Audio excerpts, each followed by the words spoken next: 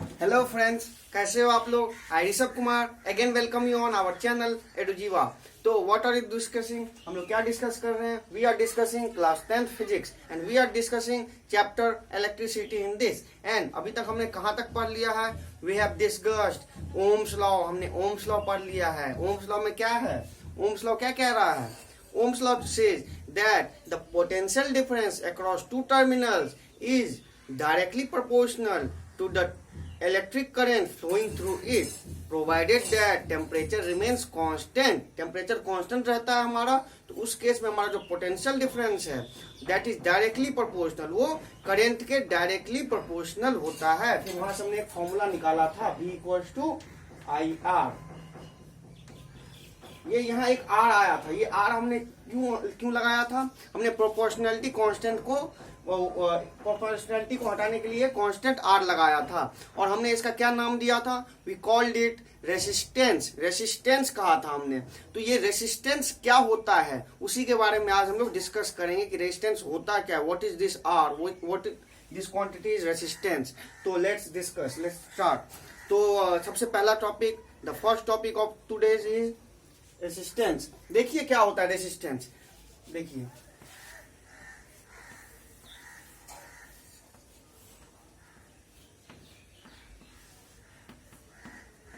मान के चलिए ये कोई एक सेल है। एक सेल से मैंने कोई कंडक्टर को कनेक्ट कर दिया, कोई भी कंडक्टर हो सकता है, उसको मैंने कनेक्ट कर दिया। अब इसके अंदर क्या होता है, यहाँ मैंने सेल क्या करेगा, cell will provide constant potential difference. जैसे ही वो पोटेंशियल डिफरेंस प्रोवाइड करेगा उसके वजह से क्या होगा, चार्जेस के ऊपर इलेक्ट्रिकल फोर्सेज लगेंगे। और चार्ज कौन से होते हैं हमारे, इलेक्ट्रॉन्स।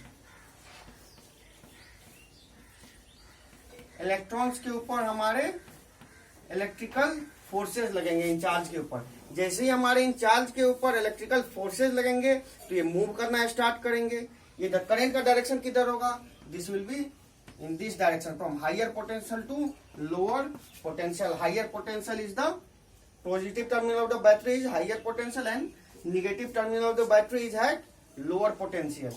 तो हमारा higher potential to lower potential यानी हमारा करंट इस डायरेक्शन में मूव करेगा। और हमारा इलेक्ट्रॉन का डायरेक्शन, मूवमेंट का डायरेक्शन क्या होगा, the movement of direction of electron will be opposite to direction of current. ये मैंने पिछले क्लासेस में आप लोगों को क्लियर कर दिया है कि क्यों वो मूव करता है।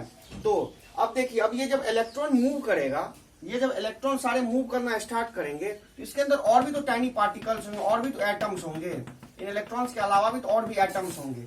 उन एटम्स से क्या होता है, ये इलेक्ट्रॉन कोलाइड करते हैं, टकराते हैं। जैसे मूव करते हैं तो वो उनसे टकराते हैं, कोलाइजन होता है। उन कोलिजन्स के वजह से हमारा कॉलिजन्स की वजह से इनके जो चार्ज के मूवमेंट में हमारा ऑब्स्टेकल, रुकावट पैदा होती है। क्या पैदा होती है, रुकावट, obstacle. It generates obstacle in the flow of electrical charges. Collisions की वजह से इलेक्ट्रिकल चार्जेस के फ्लो में ऑब्स्टेकल पैदा होते हैं और उन्हीं ऑब्स्टेकल को, उन्हीं रुकावट को हम लोग रेसिस्टेंस कहते हैं। तो how will we define resistance, we define resistance, it is the internal property. ये किसी भी कंडक्टर का एक इंटरनल प्रॉपर्टी होता है, उसका मटेरियल का प्रॉपर्टी होता है। उस वजह से, उस प्रॉपर्टी की वजह से होता क्या है, of a conductor by which it offers an obstacle. एक ऑब्स्टेकल ऑफर करता है। What do you mean by obstacle, obstacle मतलब रुकावट वो एक पैदा करता है। रुकावट पैदा करता है किसके में रुकावट पैदा करता है, इन फ्लो ऑफ चार्ज। चार्ज कौन फ्लो करते हैं मेटल में, हमारे इलेक्ट्रॉन। इलेक्ट्रॉन के फ्लो में यानी चार्ज के फ्लो में हमारा रुकावट पैदा किया। जैसे ही चार्ज के रुकावट में पैदा किया तो करंट क्या होता है, current is rate of flow of charge. जब हमारा चार्ज के रुकावट में, चार्ज के फ्लो में रुकावट पैदा हुआ, इसका मतलब हमारा करंट के फ्लो में भी रुकावट पैदा हो गया। जैसे ही करंट के रुकावट में, करंट के फ्लो में रुकावट पैदा हो गया, इसका मतलब करंट कम फ्लो करेगा। तो उसी को हम लोग, इसी ऑब्स्टेकल को, इसी रुकावट को हम लोग रेसिस्टेंस कहते हैं। अब देखिए रेसिस्टेंस हमने समझ लिया कि किसके वजह से। तो ये हमारा फर्स्ट पॉइंट हो गया, it is internal property of a conductor by which it offers an obstacle in flow of charges through it is called resistance of conductor. What can we write the second point, second point क्या हो जाएगा, second point we can speak like that during the flow of electrons through it during the flow of electrical charges through a conductor, it has to collide with tiny particles, that is atoms of the conductor, and due to these collisions it offers an resistance in the circuit, resistance or obstacle in the flow of charges. So less there will be obstacle in flow of current through it. That obstacle is also called resistance. उतनी obstacle को हम लोग resistance कहते हैं. अब देखिए मैं जो कुछ भी पढ़ा रहा हूँ, you will get all the notes along with previous question and NCERT solution from our website edujiva.com. Now second point भी हमारा क्लियर हो गया. अब थर्ड पॉइंट हम इसको डिनोट किससे करते हैं, करंट को किससे करते हैं, कैपिटल आई से, पोटेंशियल डिफरेंस को कैपिटल बी से, और रेजिस्टेंस को हम लोग डिनोटेड बाय कैपिटल आर. हम लोग इसको डिनोट करते हैं कैपिटल आर से, कैपिटल आर से डिनोट कर दिया. अब जब हमने कैपिटल आर से सारे कोई भी, ये भी एक फिजिकल क्वांटिटी है, जैसे हमारा पोटेंशियल डिफरेंस था, डिस्टेंस है, स्पीड है, कोई ना कोई सब सारे फिजिकल क्वांटिटी है, तो सारे के कोई ना कोई एक यूनिट है उनको मेजर करने के लिए. तो रेजिस्टेंस को भी मेजर करने के लिए कोई ना कोई यूनिट होगा. तो what is the SI unit of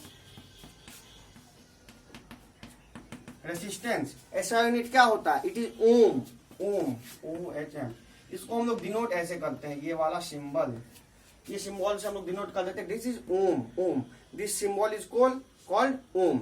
अब देखिए ओम हो गया. अब देखिए हम ये वाला फॉर्मूला देखते हैं. ओम्स लॉ हमें क्या कहता था? V equal to I R. V equal to I R है. यहां से अगर हम लोग I को ले, I का फॉर्मूला क्या बन जाएगा? I equal to V by R. V by R. और यहाँ अगर हमारा V पोटेंशियल डिफरेंस अगर कांस्टेंट है, तो can we say I is indirectly proportional to resistance. I is indirectly proportional to resistance. What can we offer from here? हम लोग क्या पता लगा सकते हैं? We can conclude that as resistance of the conductor increase, जैसे ही conductor का रेजिस्टेंस इंक्रीज करेगा, the current in the circuit will decrease. Current जो है वो डिक्रीज कर जाएगा. So what can be say? Current flowing through a resistor is inversely proportional to its resistance. Now अब देखिए ओम है, ओम है. अब आप लोग कहेगा कि डिफाइन 1 ओम. 1 ओम किसको कहेंगे हम लोग? What is define 1 ohm? तो क्या करते हैं, देखिए फिर वही formula B equal to I R. यहां से हम लोग R निकाल लेते हैं. R इक्वल टू क्या हो जाएगा हमारा? V by I. V by I. अब देखिए सबका यूनिट रखिए. R का unit ohm, V potential difference का यूनिट वोल्ट, और करंट का एम्पियर. 1 ओम तो यहाँ 1 वोल्ट 1 एम्पियर. तो 1 ohm equal to 1 volt per ampere. क्या आ गया हमारा? 1 वोल्ट पर एम्पियर.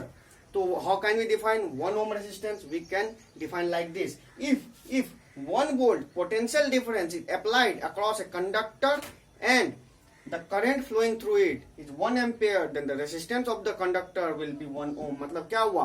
कोई भी कंडक्टर के अक्रॉस अगर हम लोग 1 वोल्ट पोटेंशियल डिफरेंस अप्लाई करते हैं और अगर उस केस में हमारा करंट 1 एम्पियर फ्लो करता है, then we can say that the resistance of the conductor is 1 ohm. You can define it like this. बहुत इजी है. अब हमने ये डिफाइन कर लिया. अब हम लोग बात करते हैं कि रेसिस्टेंस जो है ये किन किन चीजों पे डिपेंड करती है, किन किन चीजों पे डिपेंड करती है. Factors on which resistance of a conductor depends. Basically ये हमारा क्या हो गया? ऑब्स्टेकल हो गया इन फ्लो ऑफ चार्जेस. हम लोग देखते हैं फैक्टर्स.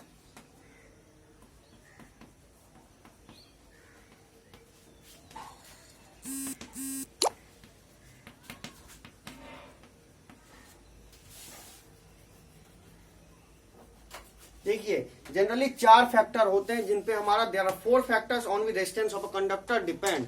तो हमारा कौन कौन सा है? First one is length, second one is area of cross section,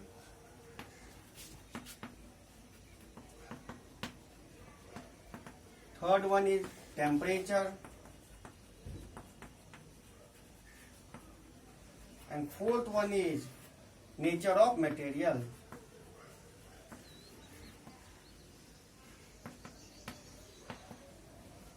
देखिए तो हमारी these are 4 factors: length, area of cross section, temperature and nature of material. इन चारों फैक्टर पे हमारा रेसिस्टेंस डिपेंड करेगा. तो नाउ लेट्स मूव. हम लोग सबसे पहले वन बाय वन सबको कवर करते हैं। First one is length. हम लोग लेंथ की बात करते हैं कि लेंथ पे कैसे हमारा रेजिस्टेंस डिपेंड करता है। The resistance of a conductor is directly proportional to its length. मतलब क्या हुआ देखिए, R is directly proportional to length. और एक हमें कंडीशन देना पड़ेगा, keeping other factors constant. Keeping other factors constant मतलब और बाकी फैक्टर जो हमारे area of cross section, temperature और नेचर ऑफ मटेरियल, वो तीनों कांस्टेंट होने चाहिए। उस केस में हमारा जो रेसिस्टेंस होता है that is directly proportional to length of the conductor. इसका मतलब क्या हुआ डायरेक्टली प्रोपोर्शनल का मतलब, हमारा कोई भी वायर जैसे एक सेम एरिया का है, हमारा सेम मटेरियल का है और सेम टेम्परेचर पे है, एक हमारा 4 मीटर का वायर, एक हमारा 2 मीटर का wire, then the resistance in 4 metre wire यानी जो हमारा लॉन्गर वायर होगा will have more resistance than shorter wire. जो हमारा लंबा वायर है उसमें ज्यादा रेसिस्टेंस होगा देन शॉर्टर वायर। इसका मतलब क्या हुआ, इसका मतलब क्या हुआ, करंट इसमें कम फ्लो करेगा और इसमें ज्यादा फ्लो करेगा। यानी बड़े वाले में कम फ्लो करेगा और छोटे वाले में करंट ज्यादा फ्लो करेगा, because current is indirectly proportional to resistance. Current is indirectly proportional to resistance. इसमें रेजिस्टेंस ज्यादा किसका है, जो लंबा वाला वायर है उसका रेजिस्टेंस ज्यादा है, और जो छोटा वाला वायर है उसका रेजिस्टेंस कम है। तो करंट जो लंबा वाला है इसमें करंट इजिली फ्लो नहीं करेगा, लेकिन जो हमारा छोटा वाला है इसमें हमारा करंट इजिली फ्लो करेगा। इन दोनों के कंपैरिजन में what can we say, the longer wire will have more resistance than shorter wire. Second one area of cross section.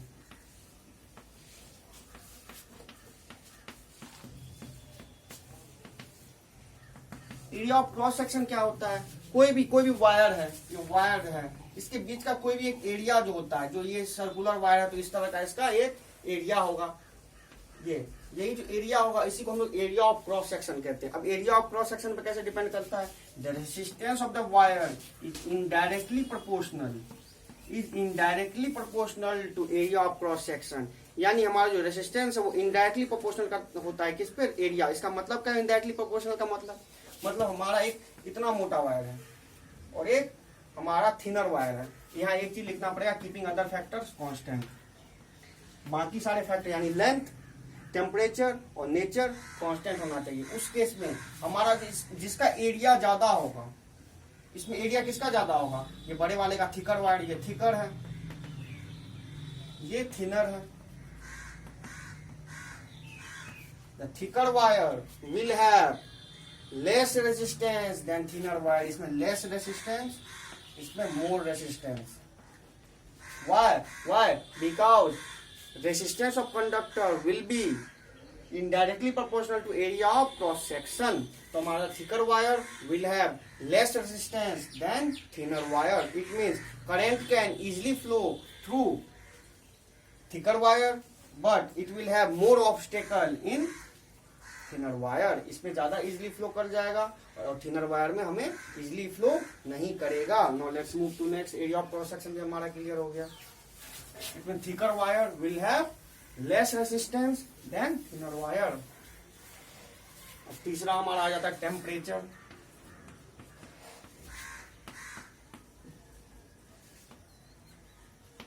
Temperature generally temperature पे resistance is directly proportional to temperature. यानी अगर हम temperature increase करते हैं तो हमारा resistance increase करता है। कीपिंग अदर फैक्टर्स कांस्टेंट, फिर वही अदर फैक्टर को हमें कांस्टेंट रखना है।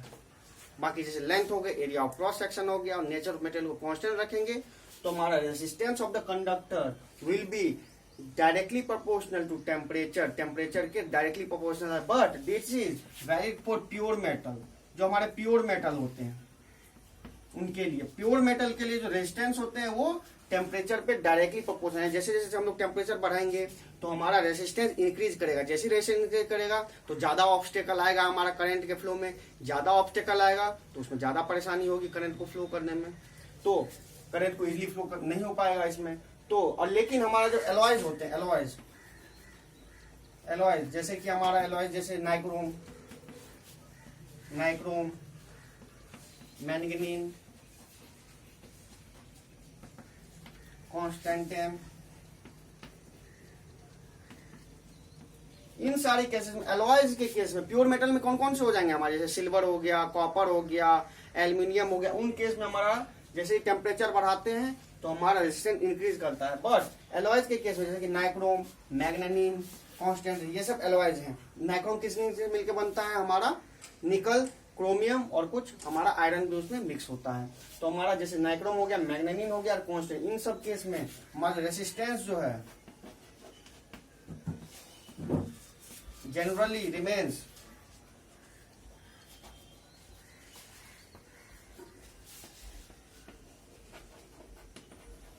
unaffected of temperature। जनरली क्या होता है एलॉयज में, हमारा टेम्परेचर पे टेम्परेचर पे वो इफेक्ट नहीं करता, टेम्परेचर उसको इफेक्ट नहीं कर पाता जनरली। कुछ कुछ केसेस में बहुत ज्यादा टेम्परेचर इंक्रीज करेंगे तब इफेक्ट करेगा, लेकिन जनरली जो होता है वो इफेक्ट नहीं करता है एलॉयज में, एलॉय जैसे कि नाइक्रोम, मैग्नीशियम और कॉन्स्टेंटेन। बट प्योर मेटल के केस में क्या होगा, जैसे हम लोग टेम्परेचर इंक्रीज करेंगे तो हमारा resistance will increase, resistance increase करेगा तो हमारा करंट को इजिली फ्लो नहीं हो पाएगा।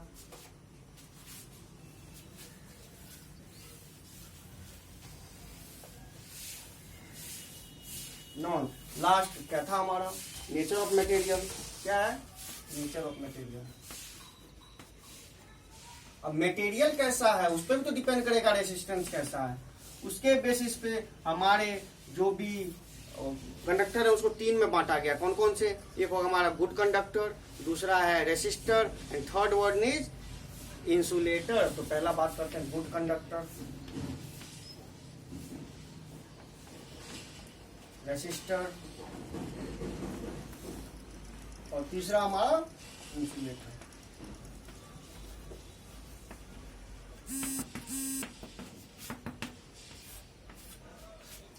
गुड कंडक्टर क्या होता है, व्हाट इज गुड कंडक्टर, दो substances which offer a very low resistance. क्या होता है, बहुत कम रेसिस्टेंस प्रोवाइड करता है, उन्हीं को हम लोग गुड कंडक्टर कहते हैं। उनमें हमारा इलेक्ट्रिसिटी इजीली फ्लो कर पाता है।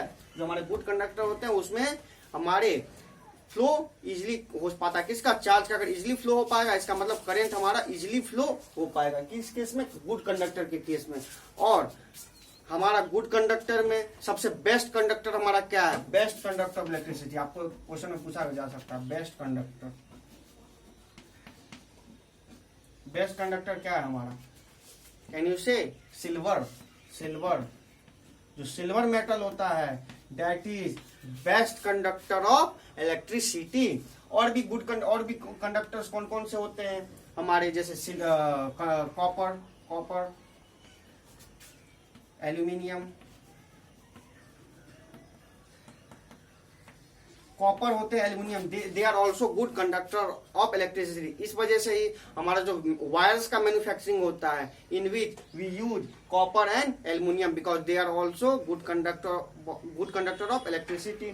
जो हमारा सिल्वर होता है, सिल्वर बहुत ज्यादा इकोनॉमिकल हमारे नहीं होता है, वो ज्यादा कॉस्टली होता है, तो हम लोग सिल्वर को यूज नहीं कर पाते हैं जनरली मैन्युफैक्चरिंग में और हमारा नॉर्मल घर के एप्लायंस में। उसके लिए हम लोग कॉपर और एल्यूमिनियम का वायर यूज करते हैं। नाउ लेट्स मूव, रेसिस्टर किसको कहते हैं, resistors are those materials which offers an appreciable resistance. क्या कहते हैं, ऑफर्स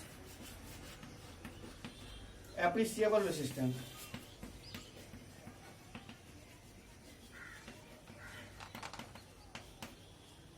ये अच्छा खासा रेसिस्टेंस प्रोवाइड करते हैं, अच्छा खासा रेसिस्टेंस प्रोवाइड करते हैं। कौन, हमारे रेसिस्टर्स। तो रेसिस्टर्स अगर हमारा अच्छा खासा रेसिस्टेंस प्रोवाइड करते हैं, इसमें थोड़ा हमारा करंट का मूवमेंट में दिक्कतें होती हैं, लेकिन फिर भी हमारा मूव करता है करंट हमारा मूव करता है, इलेक्ट्रिक चार्जेस फ्लो होते हैं। तो हमारा एग्जाम्पल क्या क्या हो सकता है रेजिस्टर का हमारा एग्जाम्पल क्या क्या हो सकता है, जैसे हमारे नाइक्रोम मैंने बताया, एलॉयज जैसे नाइक्रोम हो गए,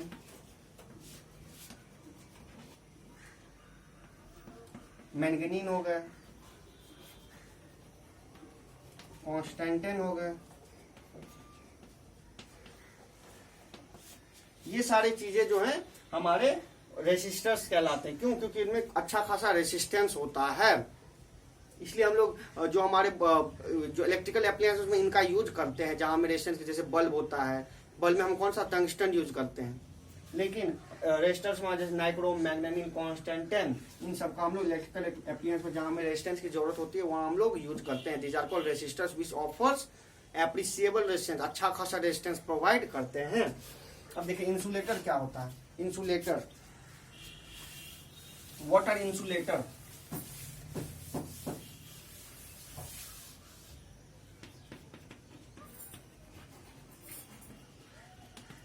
insulator are substances which offers infinitely high resistance, infinitely high resistance provide करते हैं।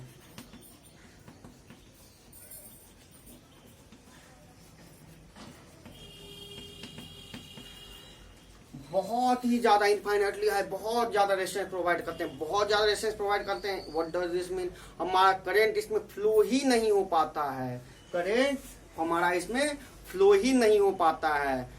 करंट अगर फ्लो नहीं हो पाता है तो इसके हमारे एग्जांपल क्या हो सकते हैं? ड्राईवुड, ड्राईवुड हो गया हमारा, रबर हो गया। These are called insulator. Insulator क्यों? क्योंकि इसमें इलेक्ट्रिकल चार्जेस फ्लो ही नहीं हो पाते। क्यों? इसमें इनफाइनाइटली हाई रेजिस्टेंस ये ऑफर करता है इसके मटेरियल के वजह से। तो हमने सारे फैक्टर डिस्कस कर लिया। पहला लेंथ, हमारा resistance is directly proportional to length, यानी लेंथ जितना ज्यादा उतना हमारा रेजिस्टेंस ज्यादा। It means longer wire will have more resistance than shorter wire. उसके बाद rest area of cross section पे कैसे डिपेंड करता है? रेजिस्टेंस पे wire is indirectly proportional to area of cross section, यानी thicker wire will have lower resistance, less resistance than thinner wire, thinner wire. उसके बाद हमने टेम्परेचर पे बात किया। The resistance of a conductor is of a pure metal, for pure metal resistance is directly proportional to temperature. जितना ज्यादा temperature बढ़ाएंगे resistance उतना इंक्रीज करता है। But in case of alloys like nichrome, constantan, manganin, in cases में क्या होता है? हमारा जनरली अनइफेक्टेड रहता है टेम्परेचर इंक्रीज करने से। उसका हमने nature of material, nature of material में 3 हमने पढ़ लिया। पहला गुड कंडक्टर, जो हमारा बहुत कम रेजिस्टेंस प्रोवाइड करता है, बिल्कुल ना के बराबर रेजिस्टेंस प्रोवाइड करता है, जैसे कि हमारा सिल्वर, कॉपर, एल्यूमिनियम, वो हो गए हमारे। उसके बाद हमने बात किया रेजिस्टर के बारे में। रेजिस्टर किनको कहते हैं? जो एप्रिसिएबल रेजिस्टेंस, अच्छा खासा रेजिस्टेंस प्रोवाइड करते हैं, दे आर कॉल्ड रेजिस्टर्स। जैसे कि हमारे एलॉयज हो गए, जो मैंने एलॉयज बताया था। उसके अलावा हमारे इंसुलेटर होते हैं। इंसुलेटर क्या होते हैं? जो इनफाइनाइटली हाई रेजिस्टेंस, बहुत ज्यादा रेजिस्टेंस प्रोवाइड करते हैं, तो करंट उसमें फ्लो ही नहीं हो पाता है। तो वो कौन कौन से होते हैं? जैसे हमारा ड्राईवुड हो गया, लकड़ी, सूखा हुआ लकड़ी होता है, हमारा रबर होता है, इनमें करंट जनरली फ्लो नहीं कर पाता है। तो so they are called insulator. I hope कि ऑल ऑफ यू